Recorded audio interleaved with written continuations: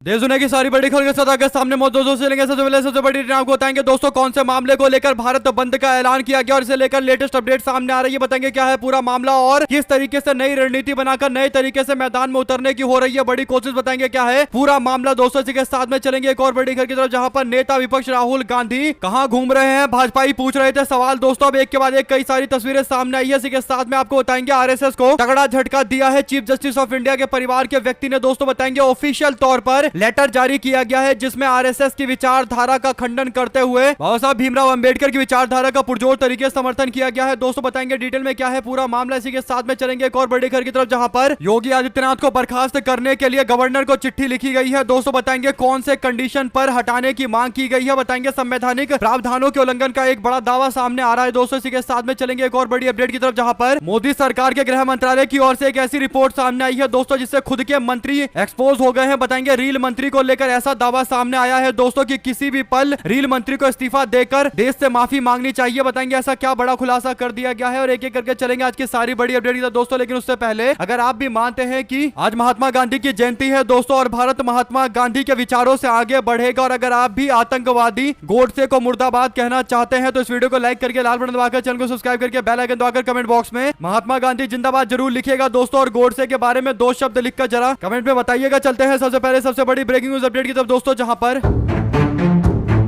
वक्फ संशोधन कानून 2025 का जोरदार तरीके से देश भर के अंदर विरोध चल रहा है दोस्तों। All India Muslim Personal Law board की ओर से इसे लेकर भारत के हर कोने में कोई ना कोई आंदोलन चलता रहता है दोस्तों। आपको बता दें कि वक्फ कानून को लेकर सुप्रीम कोर्ट की ओर से कुछ प्रावधानों पर रोक लगाया गया लेकिन कुछ और ऐसे प्रावधान है जिस पर रोक जब तक नहीं लगेगा तब तक वक्फ संशोधन कानून को पूरी तरीके से खत्म नहीं माना जाएगा दोस्तों। यही बड़ा कारण है कि वक्फ कानून को पूरी तरीके से खत्म कराने के लिए वक्फ संशोधन कानून के खिलाफ एक मोर्चा खोला गया है दोस्तों। आपको बता दें कि वक्फ संशोधन कानून के खिलाफ कल यानी 3 अक्टूबर को पूरे देश भर के अंदर बंद का ऐलान किया गया था दोस्तों। All India Muslim Personal Law board ने ऐलान किया था कि वो 3 अक्टूबर को देशव्यापी आंदोलन करेंगे यानी देशव्यापी भारत बंद का आह्वान किया गया था दोस्तों। और लगातार एक के बाद एक कई सारे मूवमेंट चल रहे हैं, उन सारे मूवमेंट को जोड़कर भारत बंद के प्लानिंग चल रही थी दोस्तों। लेकिन इसके बाद हाल फिलहाल में पोस्टर विवाद को लेकर जिस तरीके से देश में माहौल बनाने की कोशिश की गई दोस्तों की पोस्टर विवाद जानबूझकर हो रहा है क्योंकि हिंदू समाज के त्योहार हो रहे हैं और इस तरीके से झूठे फैलाई जानी शुरू कर दी गई दोस्तों की साजिश के तहत हो रहा है और इसके बाद देश में कई जगह पर माहौल खराब करने की कोशिश की गई दोस्तों। इन्हीं बातों को ध्यान में रखते हुए all India Muslim Personal Law board की ओर से कल होने वाले भारत बंद को लेकर एक बड़ा ऐलान किया गया है दोस्तों। वक्फ संशोधन कानून पर घोषित भारत बंद को कुछ दिनों के लिए स्थगित कर दिया गया है यानी कुछ दिनों के लिए टाल दिया गया है दोस्तों। नई तारीखों की घोषणा जल्द All India Muslim Personal Law Board करेगा। All India Muslim Personal Law Board के महासचिव मौलाना रहीम जी और डॉक्टर कासिम जी की ओर से कहा गया कि प्राप्त जानकारी के अनुसार देश भर में कुछ राज्यों में इन्हीं तारीखों के अंदर हम वतन भाइयों के धार्मिक त्योहार आयोजित हो रहे हैं। इस कारण मुस्लिम पर्सनल लॉ बोर्ड के अध्यक्ष हजरत मौलाना खालिद सैफुल्लाह रहमानी की अध्यक्षता में बोर्ड के पदाधिकारियों की एक आपातकाल बैठक आयोजित की गई है। पूरे हालात की समीक्षा करने के बाद यह निर्णय लिया गया है, फैसला लिया गया है कि 3 अक्टूबर यानी कल को प्रस्तावित भारत बंद को फिलहाल कुछ दिनों के लिए स्थगित किया जाता है। इसके बाद जो बोला गया दोस्तों वो काफी बड़ी बात है। कहा गया कि 3 अक्टूबर को भारत बंद को स्थगित किया गया है। इंशाअल्लाह नई तारीखों की घोषणा जल्दी करेंगे और वक्फ संशोधन कानून के खिलाफ बोर्ड का विरोध आंदोलन पहले की तरह जारी रहेगा और सभी कार्यक्रम निर्धारित तिथियों के अनुसार आयोजित किए जाएंगे यानी पूरी तरीके से कार्यक्रम जारी रहेंगे और भारत बंद कुछ दिनों के अंदर किया जाएगा दोस्तों। यानी हो सकता है कि 2-4-5 दिनों के अंदर ऐलान कर दिया जाए क्योंकि दशहरे का प्रोग्राम आज और कल कई जगह मनाया जा रहा है दोस्तों। और कहीं ना कहीं पोस्टर विवाद को लेकर all India Muslim Personal Law board को यह समझ में आ चुका है दोस्तों कि कहीं ना कहीं भारतीय जनता पार्टी भारत बंद को एक साजिश के तौर पर देश के अंदर खासकर हिंदू समुदाय में फैलाने की कोशिश करेगी। तो जरूरी है कि त्योहार के दिन पर आंदोलन करने से बचा जाए और उसके अगले दिन या 2-3 दिनों के बाद जब कोई त्योहार ना हो तब भारत बंद का ऐलान किया जाए। अगर आप भी मानते हैं कि एकदम सही फैसला है और आप भी वक्फ संशोधन कानून का विरोध करते हैं दोस्तों तो कमेंट बॉक्स में लिखकर जरूर बताएगा। चलते हैं एक और बड़ी अपडेट की तरफ जहां पर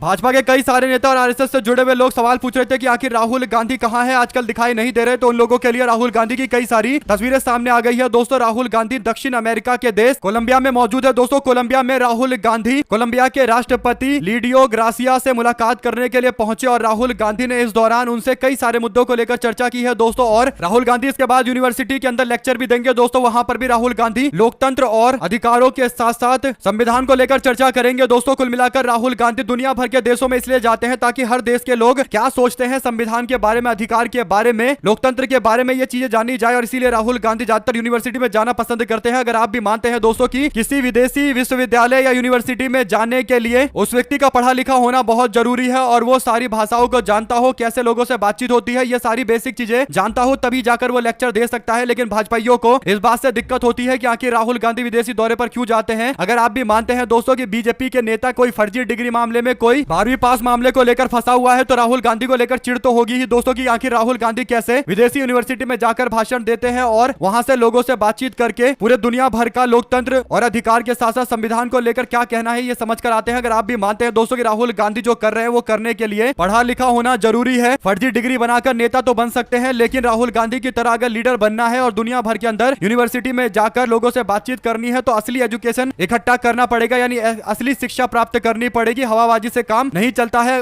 2 शब्द जरूर लिख कर बताएगा दोस्तों इस पूरे मामले पर और तस्वीरों पर क्या कहना चाहेंगे लिखेगा जरूर। चलते हैं एक और बड़ी अपडेट की तरफ जहां पर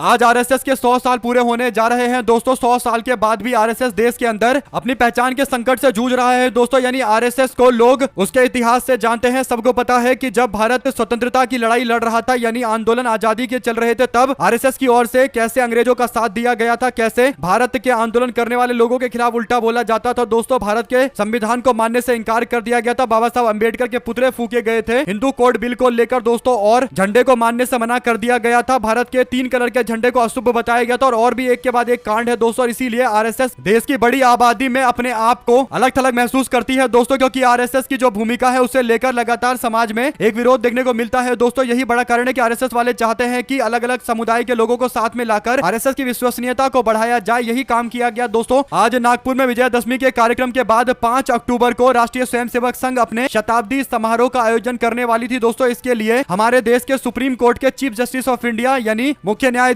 BR गवई जी की माता को निमंत्रण भेजा गया दोस्तों। उनको आरएसएस के प्रोग्राम में आने के लिए बोला गया। आपको बता दें कि chief Justice of India BR Gavai की माता डॉक्टर कमला गवई ने ऑफिशियल तौर पर यानी आधिकारिक तौर पर बोल दिया है कि वो आरएसएस के प्रोग्राम में नहीं जाएंगी। कमला गवई कहती है कि मैं 5 अक्टूबर को अमरावती में होने वाले आरएसएस के कार्यक्रम में शामिल नहीं हो रही हूँ। हमारा पूरा जीवन बाबा साहब भीमराव अंबेडकर जी के विचारों और विपासना आंदोलन को समर्पित रहा है। यानी कमला गवई ने साफ तौर पर बोल दिया है दोस्तों कि वो आरएसएस के प्रोग्राम में नहीं जाएंगी। आपको भी पता है दोस्तों कि BR गवई हमारे देश के Chief Justice of India doctor Bhimrao Ambedkar ji की विचारधाराओं से प्रभावित है दोस्तों, विचारधारा से प्रभावित है। और शपथ लेने से पहले उन्होंने बाबा साहब भीमराव अंबेडकर की मूर्ति के सामने जाकर श्रद्धा के सुमन अर्पित किए थे दोस्तों। और इसके बाद बाबा साहब भीमराव अंबेडकर के सपने को पूरा करने के लिए उन्होंने कई बार कहा है कि वो भारत को बाबा साहब भीमराव अंबेडकर के विचारों पर आगे ले जाता हुआ देखना चाहते हैं। इसके बाद उनकी एक टिप्पणी को लेकर आरएसएस और भाजपा के लोग अलग अलग तरीके का बयान दे रहे थे दोस्तों। और अब BR गवई की मां डॉक्टर कमला गवई ने साफ तौर पर कह दिया है कि वो अंबेडकर जी की विचारधारा से समझौता नहीं कर सकती। यानी दोस्तों इस सीधे पत्र का मतलब यह है कि आरएसएस की विचारधारा बाबा साहब भीमराव अंबेडकर की विचारधारा के एकदम ऑपोजिट है, उल्टा है। और इसीलिए अगर कोई बाबा साहब भीमराव अंबेडकर को मानता है दोस्तों तो वो कभी आरएसएस की विचारधारा से प्रभावित नहीं हो सकता। अगर आप भी मानते हैं कि आरएसएस के लिए जोरदार तरीके का झटका है तो लिखकर जरूर बताएगा दोस्तों। चलते हैं एक और बड़ी अपडेट की तरफ जहां पर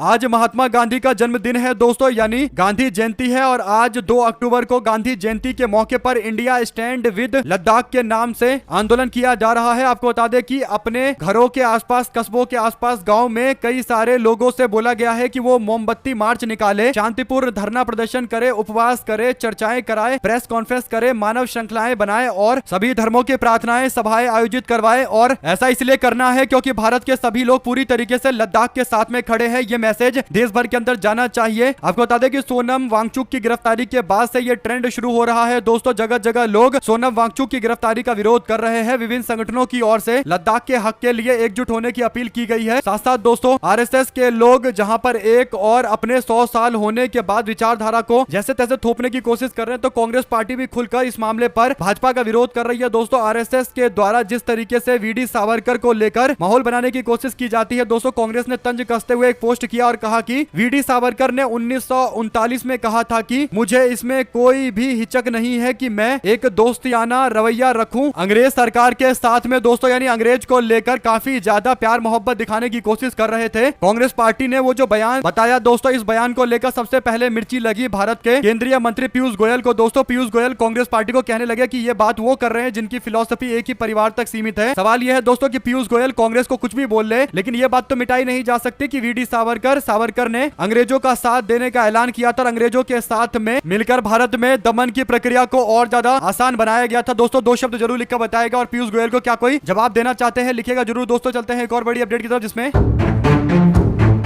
योगी आदित्यनाथ के द्वारा जिस तरीके से बरेली वाले मामले को लेकर बयान दिया गया दोस्तों, पूर्व आईपीएस अधिकारी और अपना खुद का संगठन चलाने वाले अमिताभ ठाकुर मैदान में उतरे हैं। दोस्तों अमिताभ ठाकुर एक एनजीओ भी चलाते हैं और लोगों के बीच में संविधान की मूल भावना को पहुंचाने की कोशिश करते हैं। दोस्तों उन्होंने एक वीडियो शेयर करते हुए कहा कि भारत के संविधान के अनुच्छेद 163(3) के तहत बनाए गए तीसरी अनुसूची के तहत जो मुख्यमंत्री योगी आदित्यनाथ ने मुख्यमंत्री के पोस्ट की शपथ ली है, उनके इस बयान जिसमें वो कहते हैं कि गर्मी निकाल देंगे, जहन्नुम पहुंचा देंगे, ये बयान उनके शपथ का उल्लंघन है, यानी संविधान में दिए गए शपथ का उल्लंघन है। इसीलिए राज्यपाल को पत्र लिखा गया है। उत्तर प्रदेश के राज्यपाल को पत्र लिखकर बोला गया कि योगी आदित्यनाथ को तत्काल उनके पोस्ट से हटाया जाए क्योंकि उन्होंने अपने शपथ का उल्लंघन किया है। जिस तरीके के शब्दों का इस्तेमाल योगी आदित्यनाथ अपने पोस्ट पर रहते हुए कर रहे हैं दोस्तों, ये साफ तौर पर इस बात को स्पष्ट करता है कि कहीं ना कहीं योगी आदित्यनाथ संविधान में जो शपथ है उसका सम्मान नहीं कर रहे हैं, और शपथ का सम्मान नहीं कर रहे मतलब संविधान का अपमान कर रहे हैं। और ऐसा व्यक्ति जो संविधान का अपमान करे दोस्तों, उसको मुख्यमंत्री के पोस्ट पर रहने का कोई अधिकार नहीं है, क्योंकि संविधान के अंतर्गत ही मुख्यमंत्री का पोस्ट बनाया गया है। आप क्या कहते हैं दोस्तों, कमेंट बॉक्स में अपनी राय जरूर लिखकर बताएगा। इसी के साथ में चलते हैं एक और बड़ी अपडेट की तरफ, जहां पर सी वोटर के मुताबिक बिहार के अंदर मुख्यमंत्री के उम्मीदवार की पसंद को लेकर भी एक नया आंकड़ा दिया गया है। दोस्तों सी वोटर के फाउंडर बताते हैं कि जो अभी आंकड़े हाल फिलहाल के इकट्ठा हुए हैं उसके अनुसार बिहार विधानसभा चुनाव में अगर मुख्यमंत्री पोस्ट की बात करें तो सबसे आगे तेजस्वी यादव चल रहे हैं, यानी पूरे बिहार के 36% लोग तेजस्वी यादव को अगला मुख्यमंत्री देखना चाहते हैं, जबकि प्रशांत किशोर को 23% लोग अगला मुख्यमंत्री देखना चाहते हैं और नीतीश कुमार को मात्र 16% लोग रिपीट करता हुआ देखना चाहते हैं। ये डेटा वोट शेयर नहीं है, महिलाओं के खाते में पैसा ट्रांसफर से पहले का सर्वे हुआ है, इस तरीके का दावा करते हैं यशवंत देशमुख। दोस्तों हालांकि महिलाओं के अकाउंट में जो पैसे गए हैं उसका सीधा मतलब यह है कि बीजेपी महिलाओं के वोटों को खरीदने की कोशिश कर रही है। दोस्तों हालांकि पैसे जाने के बाद किस तरीके से नतीजे बदलेंगे या आंकड़ों में कोई बदलाव होगा या नहीं होगा, ये देखने वाली बात होगी। जो भी जानकारी इससे जुड़ी आएगी आप तक लगातार पहुंचाएंगे। लेकिन बिहार के अंदर जिस तरीके का माहौल अभी बनता दिखाई दे रहा है दोस्तों, कहीं ना कहीं वोट चोरी को लेकर लोगों के मन में एक शंका है, जिसके कारण लोग बीजेपी सरकार से नाराज नजर आते हैं और 20 साल की सरकार के बाद केवल 10,000 रुपए महिलाओं को केवल 1 महीने देकर उनसे वोट लेने की जो कोशिश की जा रही है, ये भी लोगों को समझ में आता है। दोस्तों 2 शब्द जरूर लिखकर बताएगा इस पूरे मामले पर और ज्यादा से ज्यादा वीडियो को शेयर कीजिएगा दोस्तों, ताकि पूरी अपडेट आप लोग तो लगातार इसी तरीके से पहुंचती रहे। चलते हैं एक और बड़ी अपडेट की तरफ दोस्तों, जहां पर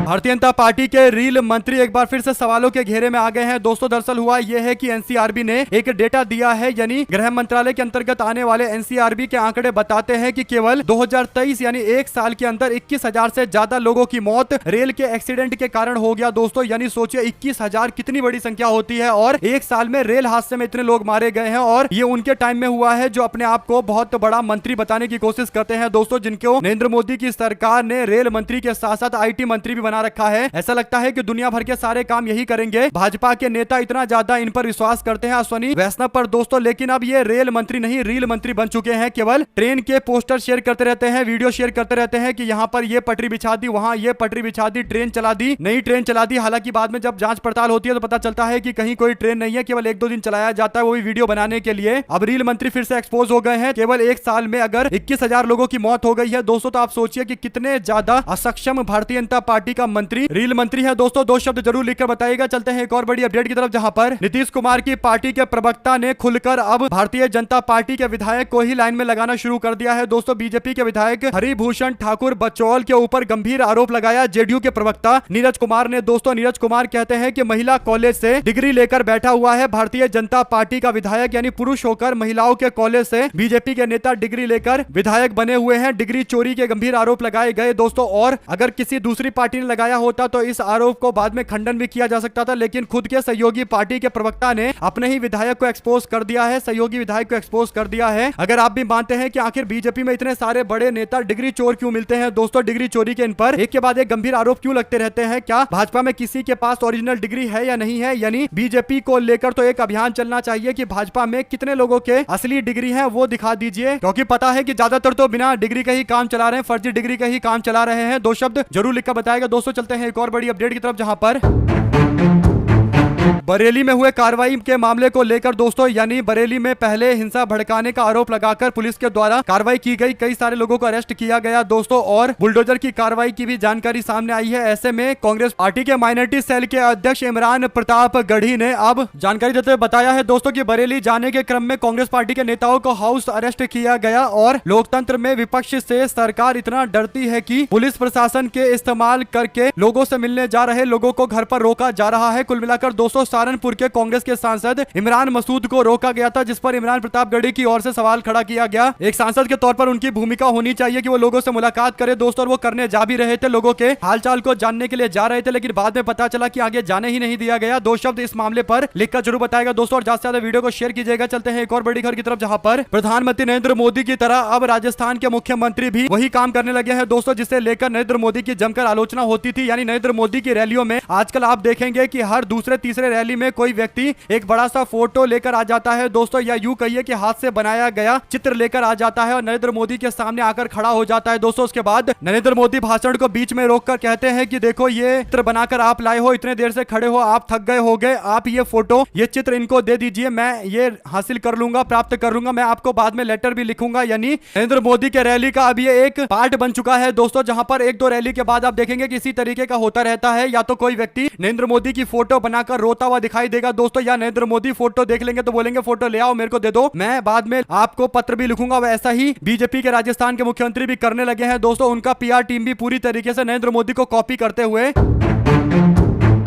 मुख्यमंत्री की फोटो बनाकर लोगों को भेजा जा रहा है दोस्तों, यानी नरेंद्र मोदी की तरफ पीआर करने की कोशिश कर रहे हैं, अपनी छवि चमकाने की कोशिश कर रहे हैं। अगर आप भी मानते हैं कि अगर छवि ही चमकानी है तो कुछ नया तरीका ढूंढो ताकि लोगों को थोड़ा कम पता चले। एक ही चीज बार बार रिपीट कर करके लोगों को समझ में आ चुका है कि ये केवल जनता को मूर्ख बना रहे हैं। इनको लगता है कि ऐसा करते रहेंगे बार बार तो किसी को पता चलेगा नहीं। दो शब्द जरूर लिखकर बताइएगा दोस्तों, अगर आप भी मानते हैं कि इस तरीके की हरकतें केवल इस बात की मानसिकता को दिखाती है कि ये केवल सत्ता में बने रहना चाहते हैं और अपनी छवि को लेकर इतने ज्यादा चिंतित है दोस्तों कि इस तरीके के कार्यक्रमों का आयोजन करवाते हैं ताकि उन्हें लेकर एक माहौल बने। दो शब्द जरूर लिखकर बताएगा इस पूरे मामले पर, ज्यादा से ज्यादा वीडियो को शेयर कीजिएगा। चलते हैं एक और बड़ी अपडेट की तरफ, जिसमें उड़ीसा कांग्रेस के अध्यक्ष भक्तचरण दास आज से 6500 किलोमीटर की पदयात्रा के लिए निकलने जा रहे हैं। नुआपड़ा के अंदर चुनावी रैली भी करेंगे दोस्तों, यानी उपचुनाव होने वाला है, उसके लिए कांग्रेस पार्टी की तैयारियां जोर शोर से चल रही है। पार्टी अपने पदयात्रा के माध्यम से ज्यादातर इलाकों को कवर करना चाहती है, और क्योंकि आज महात्मा गांधी का जन्मदिन है दोस्तों, तो आज से ही कार्यक्रम लॉन्च किया गया है। उम्मीद है कि उपचुनाव में भी कांग्रेस पार्टी अपनी स्थिति को मजबूत करेगी। भक्तचरण दास कांग्रेस पार्टी को बिहार में पहले मजबूत कर चुके हैं दोस्तों, अब उड़ीसा के अंदर स्थिति को पूरी तरीके से अपने कंट्रोल में लाने कांग्रेस पार्टी को मुख्य विपक्षी दल के तौर पर सामने प्रोजेक्ट करने की कोशिश कर रहे हैं, और कहीं ना कहीं सफलता भी मिल रही है। यही बड़ा कारण है कि बीजू जनता दल धीरे धीरे करके छिन्न भिन्न हो रही है दोस्तों। नेता नई पार्टी बनाने के बारे में सोच भी रहे हैं, और कांग्रेस पार्टी अब उड़ीसा के अंदर मुख्य विपक्षी दल है। ये बात कई सारे बड़े पॉलिटिकल पंडित मानते हैं। दो शब्द जरूर लिखकर बताएगा। साथ साथ दोस्तों बिहार के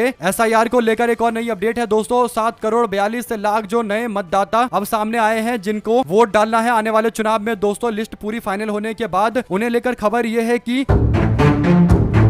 सीमांचल में 48% मुस्लिम आबादी है दोस्तों, और 2020 के चुनाव में यहां पर महागठबंधन को 7 सीटें और एनडीए गठबंधन को 12 सीटें, एआईएमआईएम को 5 सीटें मिली थी। हालांकि एआईएमआईएम के अधिकांश विधायक आरजेडी में चले गए, तो कह सकते हैं कि 12 सीटें एनडीए को और 12 सीटें इंडिया अलायंस को मिला था दोस्तों। ऐसे में अब जो ये ड्राफ्ट रोल बना है, यानी एसआईआर का जो फाइनल लिस्ट आया है, उसमें मतदाता सूची में 2.4% नए वोटर जोड़े गए, जो राज्य के औसत वृद्धि दर के लगभग बराबर है दोस्तों। लेकिन वोटरों को हटा हटाए जाने की बात करें दोस्तों तो सबसे ज्यादा नाम सीमांचल के इलाकों से हटाया गया है। ऐसे में अब सीमांचल को लेकर पहले भी सवाल खड़े होते आए हैं दोस्तों, और अब भी फिर से सवाल खड़ा होगा। कांग्रेस पार्टी और इंडिया अलायंस के लोग एक बार फिर से जो फाइनल लिस्ट सामने आई है उसके वेरिफिकेशन के लिए अपने कार्यकर्ताओं को उतारने जा रहे हैं। जो जानकारी है दोस्तों जल्द ही इसे लेकर एक प्रोग्राम लॉन्च किया जाएगा, देखते हैं उसमें क्या कुछ निकलकर सामने आता है। इसी के साथ में दोस्तों कन्हैया कुमार बोले, कहा मॉनसून में पानी से ज्यादा गोलियां बरसी है बिहार के अंदर। कन्हैया कुमार ने नीतीश सरकार पर निशाना साधते हुए कानून व्यवस्था को बड़ा मुद्दा बनाया है दोस्तों, और सबको पता है कि बिहार में कानून व्यवस्था पूरी तरीके से खत्म हो चुकी है। नीतीश सरकार एक बार फिर एक्सपोज हो चुकी है। दो शब्द जरूर लिखिएगा। चलते हैं एक और बड़ी अपडेट की तरफ, जहां पर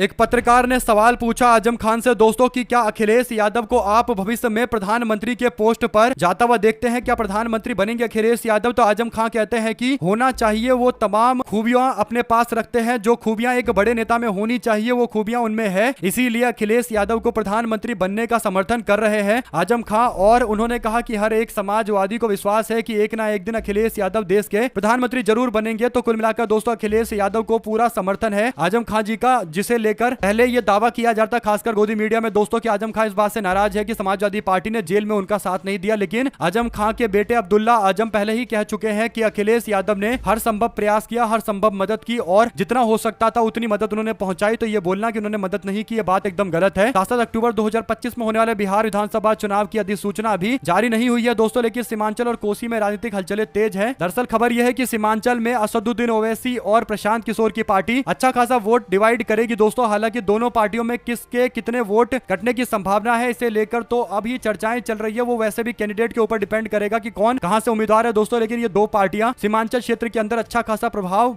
वहां की लोकल राजनीति पर डालेंगे। साथ साथ दोस्तों हमारे साथ लगातार जुड़े रहने के लिए दोस्तों भाइयों बहनों मित्रों का बहुत बहुत धन्यवाद। कमेंट बॉक्स में अपनी राय जरूर लिखकर बताएगा। देख रहे थे आपका अपना चैनल जय हिंद जय भारत जय भीम।